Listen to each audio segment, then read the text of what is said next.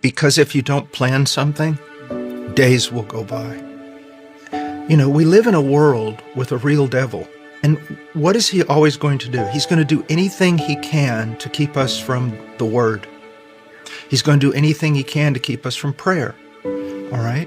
Keep us from church. But in God's economy, what are some of the most important things in a man's life? He's going to keep us from our wife. He's going to keep us from our children. Okay? And so it's important to set times. Meeting with the family